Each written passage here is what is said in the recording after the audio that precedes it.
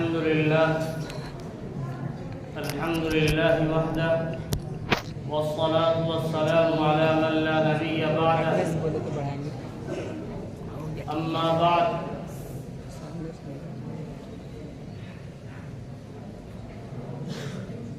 لا يكلف الله نفسا إلا وسعها صدق الله مولانا العظيم. وعن أنس رضي الله تعالى عنه عن النبي صلى الله عليه وسلم قال: أقيموا صفوفكم فإني أرى من وراء ظهري وكان أحدنا يلزق منكبه بمنكب صاحبه وقدمه بقدمه او كما قال حبیبنا صلی اللہ علیہ وسلم. عزیز طلبہ، آج آپ کے سامنے ایک مسئلہ پیش خدمت ہے کہ نماز کے لیے جب ہم کھڑے ہوں تو صف کس طرح تیار کی جائے اور صفوں میں کھڑے ہونے کا کیا طریقہ ہونا چاہیے. صفوں میں کھڑے ہونے کے لیے جو طریقہ بیان کیا ہے اس کے لیے ایک اصول سمجھ لیجیے. اصول یہ ہے کہ انسان چلتے پھرتے کہیں رک جائے، کسی کے سامنے کھڑا ہو تو کھڑا ہونے کی جو نوعیت ہے، جو طریقہ ہے، اسی انداز میں نماز کے اندر صف میں کھڑے ہونا چاہیے. احادیث شریفہ میں کہیں بھی نبی کریم صلی اللہ علیہ وسلم نے یہ ارشاد نہیں فرمایا کہ پاؤں کے درمیان خوب چوڑائی کرو، خوب پاؤں کو پھیلاؤ. نہ یہ فرمایا کہ پاؤں کے درمیان بالکل قربت رکھو. وہ انسان کی حالت کے اعتبار سے موٹا انسان ہے، جس کی رانیں موٹی ہیں، تو اب اس کو 4 انگل کے فاصلہ پر کھڑے ہونے کے لیے مجبور نہیں کیا جا سکتا.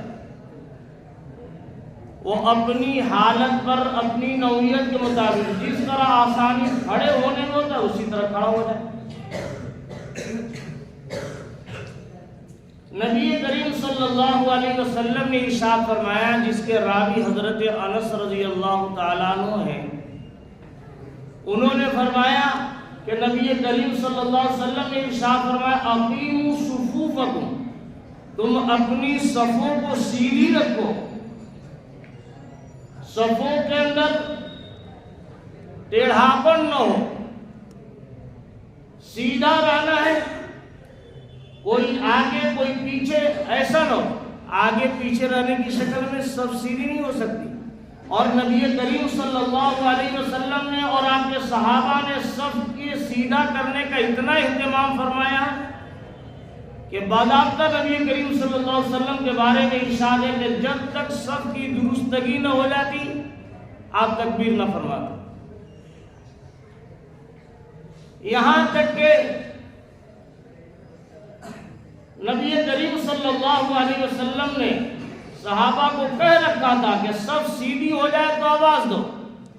تو صف کی درستگی کا اہتمام.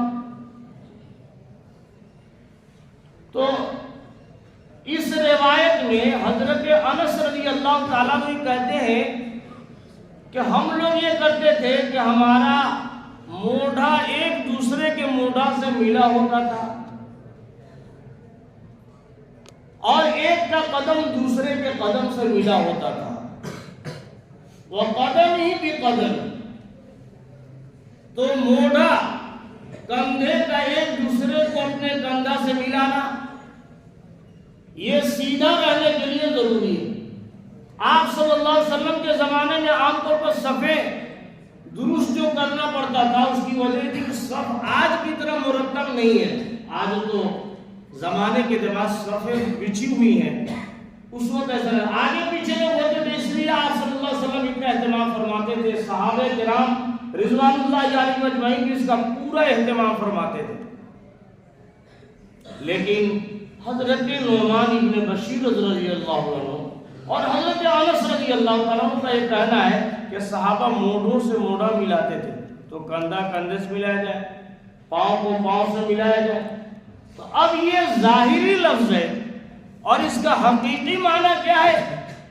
اس کے لیے حافظ ابن حجر عسقلانی رحمۃ اللہ علیہ، جو حنفی نہیں ہے، شافعی المسلک ہے، انہوں نے کہا کہ اس سے مراد ہے صفوں کے درمیان قربت پیدا کرنا اور اندر کی خلا کو پر کرنا، کہ دو نمازی کے بیچ میں جگہ خالی نہ رہے۔ ایک دوسری روایت ہے جس کے راوی حضرت انس رضی اللہ تعالیٰ وہ خود ہے، وہ خود بیان کرتے ہیں، وہ کہتے ہیں کہ آپ صلی اللہ علیہ وسلم نے فرمایا کہ رسو صفوفکم وقاربوا بینہما، وقاربوا بینا، کہ تم اپنی صفوں کو سیدھی کرو اور اپنے پاؤں نمازوں کے درمیان نمازوں کے درمیان قربت پیدا کرو۔ وحاذوا بلانا، اور اپنے موڑوں کو موڑوں سے ملاؤ۔ فوالذی نفسی بیدہ، اللہ کی قسم جس کے قبضے قدرت میں میری جان ہے، فرمایا کہ میں یہ دیکھتا ہوں حضور صلی اللہ علیہ وسلم نے کہ شیطان نمازی کے بیچ میں گھستا ہے صفوں میں جگہ خالی ہونے پر۔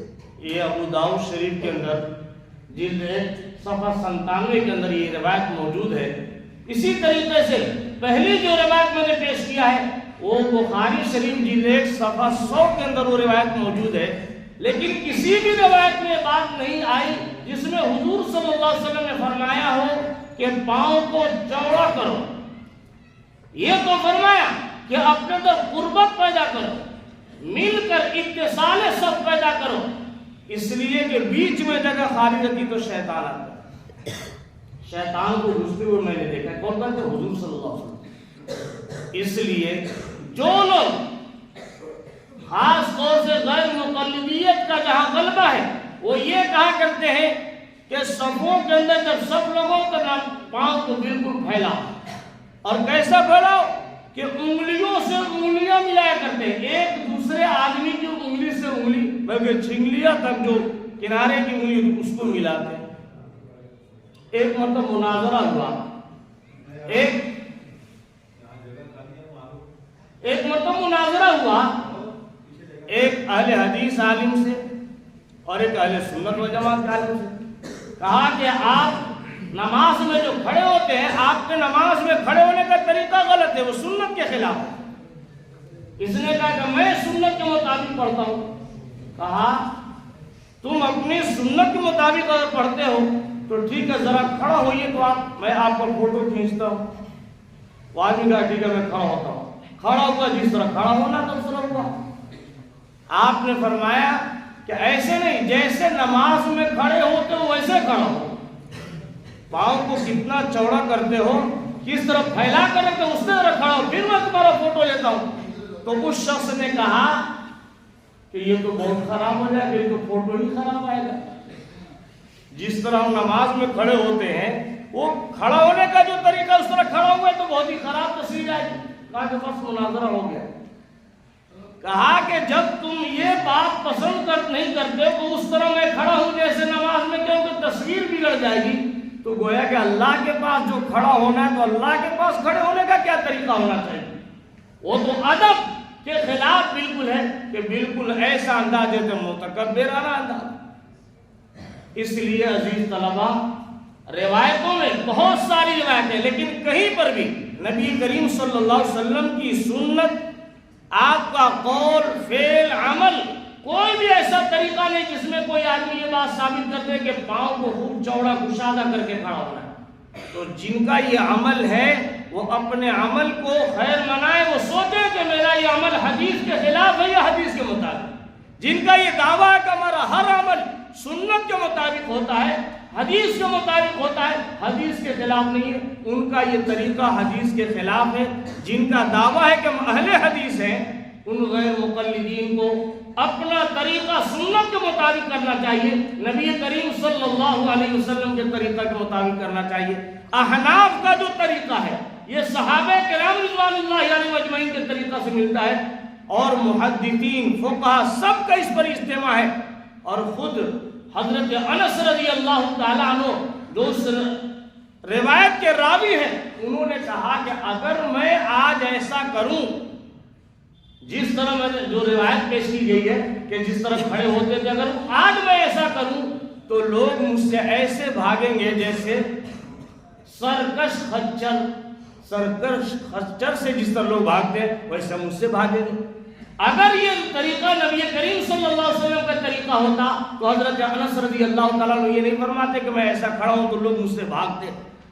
صحابہ کا عمل یہ تھا، طرز عمل یہ تھا کہ چاہے پوری دنیا خلاف ہو جائے لیکن جو نبی کریم صلی اللہ علیہ وسلم کا طریقہ ہے اس طریقہ سے ذرہ برابر نہیں ہٹ سکتے تھے۔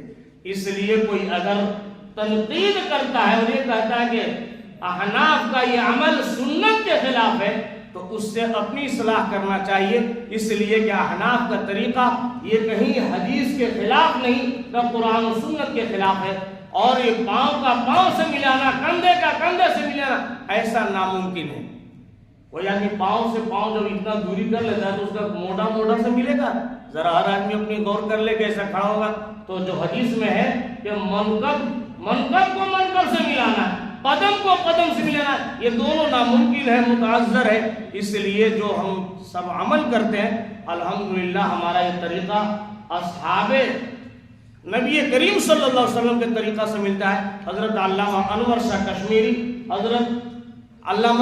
کشمیری رحمۃ اللہ علیہ نے فرمایا کہ کسی بھی امام کا یہ عمل نہیں ہے، ائمہ اربعہ میں سے کسی کا بھی عمل نہیں ہے سوائے غیر مقلدین کے، تو ان کا طریقہ سنت سے ہٹا ہوا ہے۔ اللہ تعالی ہم سبوں کو اپنے اعمال کی اصلاح کرنے کی توفیق عطا فرمائے۔